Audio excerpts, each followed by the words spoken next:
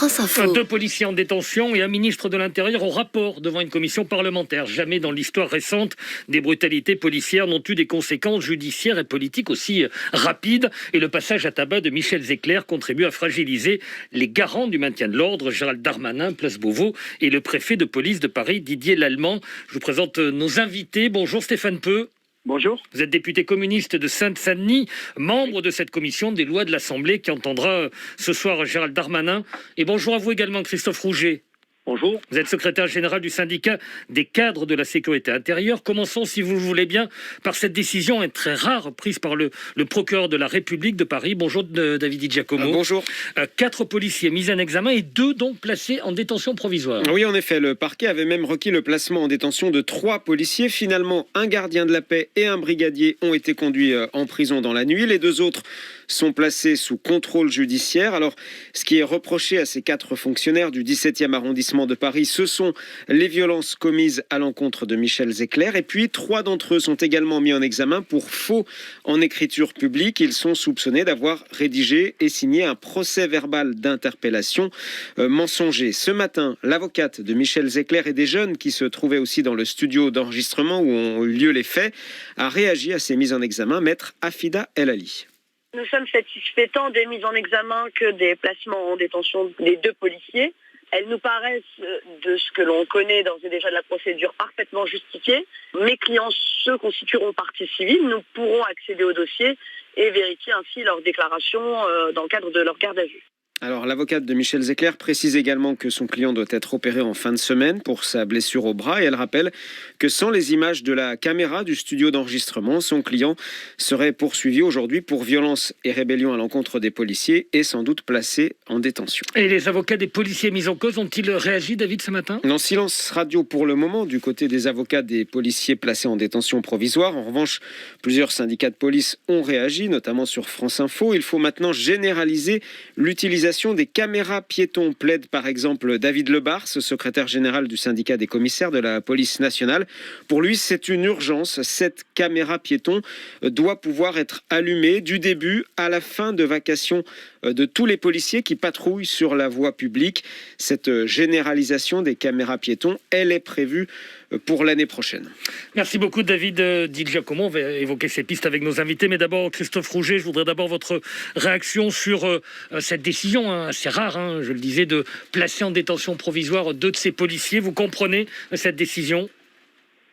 C'est une décision effectivement très rare, mais vous savez, aujourd'hui, beaucoup de policiers, mais aussi beaucoup de citoyens sont assez choqués de voir que même s'ils ont commis des faits graves, qu'ils ont d'ailleurs en partie reconnus, une enquête est en cours, les policiers ont des garanties de représentation, et beaucoup de citoyens nous disent que tous les jours des délinquants notoires sont remis en liberté en attendant leur jugement et sont un peu surpris. Alors moi, je ne connais pas tous les éléments du dossier, certainement il y a des éléments. Nous avons tous été choqués par les images que nous avons vues, nous avons condamné fermement le racisme et les violences qu'il pourrait y avoir commises par les policiers. Et si les faits ont été commis, ils ne doivent pas avoir leur place dans la police. Mais attention que les policiers dans leur ensemble ne soient pas les victimes collatérales de cette tempête politico-médiatique. C'est la réponse à un émoi national pour vous, quelque chose d'exemplaire, de symbolique ?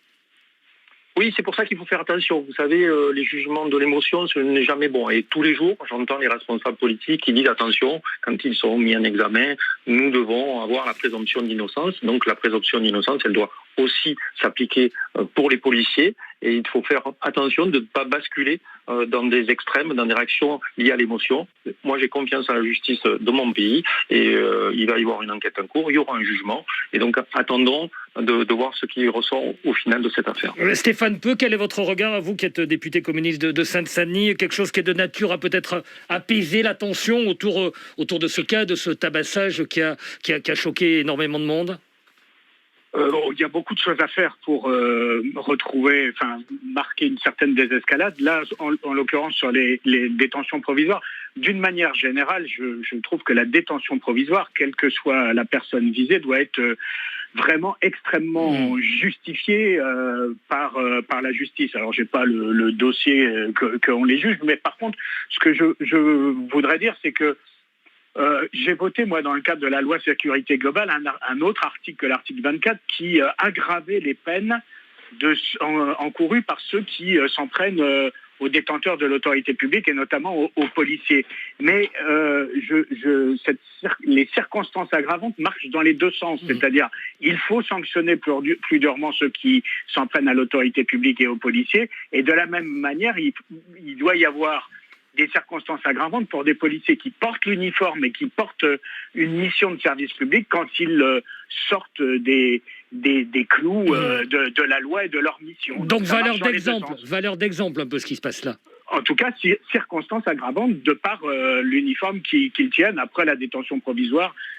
Franchement, ni pour les policiers, ni pour personne, me semble être une mesure qu'on doit utiliser à la légère, mais je n'ai pas les éléments du juge pour en juger, donc je fais confiance aussi à la justice. Et il vous semble que c'est aussi de nature, avant l'audition de Gérald Darmanin ce soir, que le ministre de l'Intérieur puisse dire là-dessus, vous voyez, je n'ai rien à me reprocher?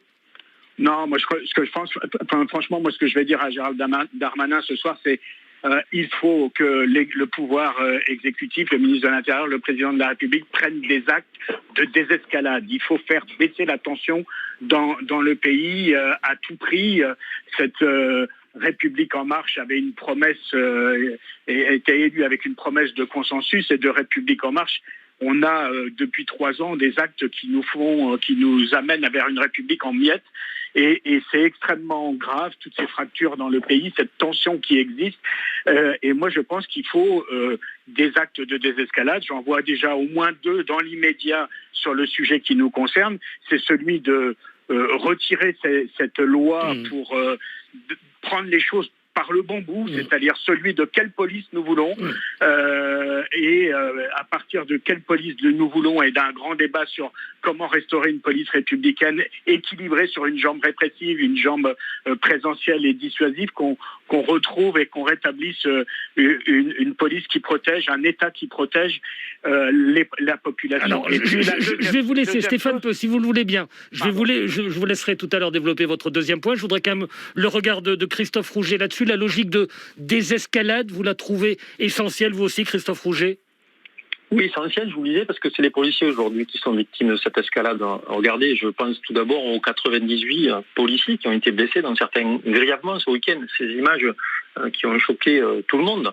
J'ai été aussi choqué par exemple, la diffusion par France 3 Aquitaine, qui a un reportage donc, où des casseurs sont en train de casser à Bordeaux les Galeries Lafayette. On a flouté le visage des casseurs. Vous voyez, on est devenu dans un contexte qui est totalement fou. À partir de quoi? L'article 24. L'article 24, ce n'était pas l'interdiction de filmer, ce n'était pas l'interdiction de diffuser, c'était si on avait un élément matériel et intentionnel dans le but manifeste de nuire à l'intégrité physique ou psychique d'un policier. Et on est parti dans quelque chose qui est totalement fou. Les policiers, article 24 ou non, c'est les politiques. Moi, je fais confiance aux parlementaires pour la rédaction de nos lois. Ce que veulent juste les policiers, c'est être protégés dans leur vie privée, parce qu'aujourd'hui, ils sont victimes d'agressions à leur domicile. Ils ne peuvent pas dire à leurs enfants qu'ils sont policiers. Ils sont menacés sur les réseaux sociaux. Ce qu'ils veulent, à la fin des fins, c'est sortir de cette inquiétude. Et ensuite, toute la loi, ça concerne l'article 24. Après, il y a beaucoup d'articles dans cette loi qui permettront de faire évoluer la sécurité pour nos concitoyens. Alors, vous restez évidemment tous les deux en ligne. On poursuit la conversation après le fil info. Midi 20, Virginie Lebrun.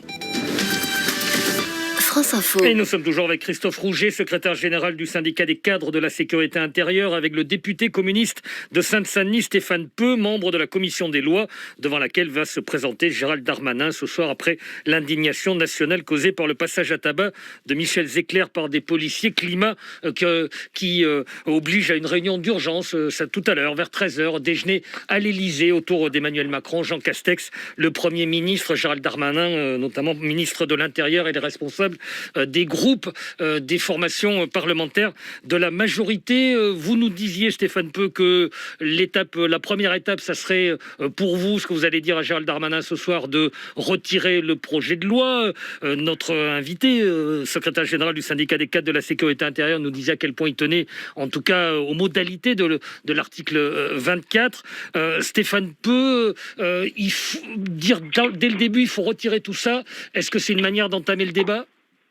De toute façon, enfin, si on considère que l'article 24, il n'y a personne, enfin en tout cas aucun juriste pour considérer que ça tient la route. De toute façon, il peut être voté par le Parlement, il sera cassé par le Conseil constitutionnel, parce qu'en droit français, le droit d'intention n'est pas un droit qui existe. Donc même Philippe Bas, qui est le sénateur, ancien président de la commission des lois au Sénat, qui n'est pas un gauchiste patenté, dit que le Sénat va s'attacher à réécrire tout ça, parce que c'est ni fait ni à faire.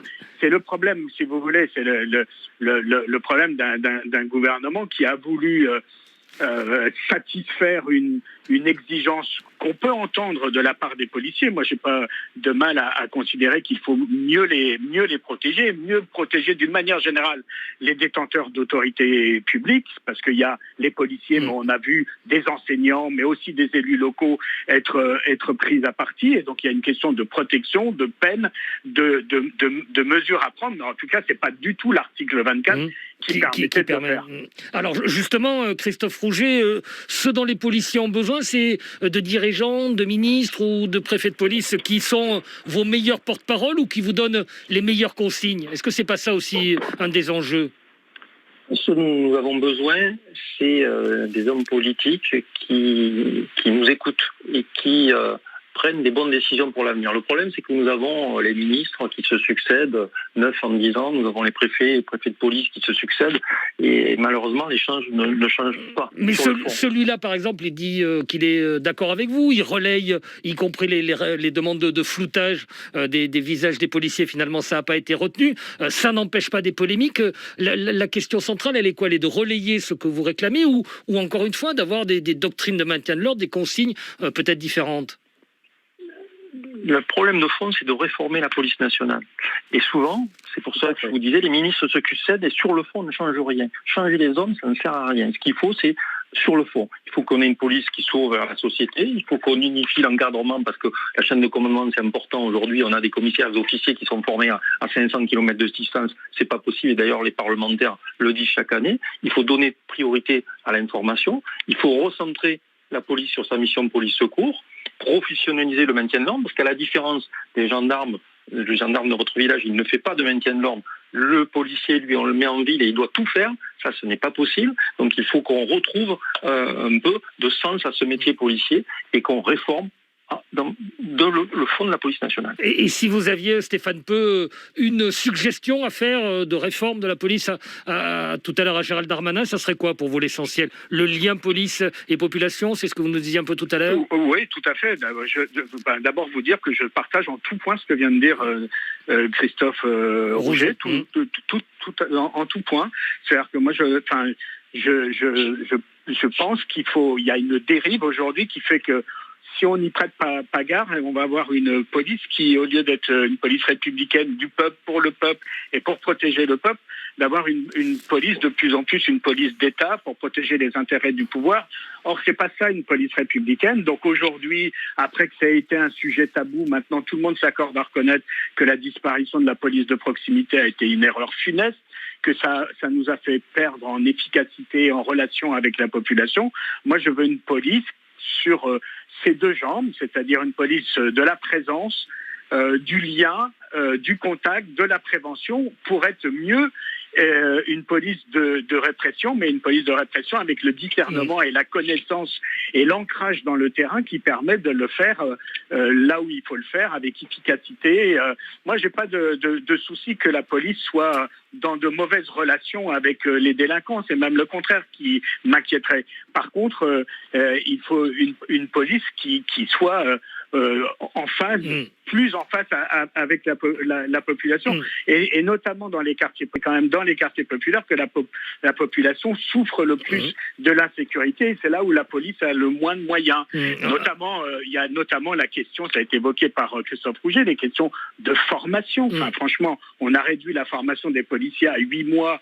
Mais et la formation continue, la fameuse académie de police qui avait été promise par Emmanuel Macron, on n'en parle plus. C'est-à-dire que toutes les promesses de campagne électorale ont été passées à l'as, et on épouse on épouse un virage sécuritaire qui ne sert ni les intérêts des policiers, ni les intérêts de la sécurité, ni les intérêts de la population. Est-ce que vous allez dire donc à Gérald Darmanin tout à l'heure devant la commission des lois de l'Assemblée nationale? Merci à tous les deux. Christophe Rouget, secrétaire général du syndicat des cadres de la sécurité intérieure. Stéphane Peu, député communiste de Seine-Saint-Denis. La météo dans un instant.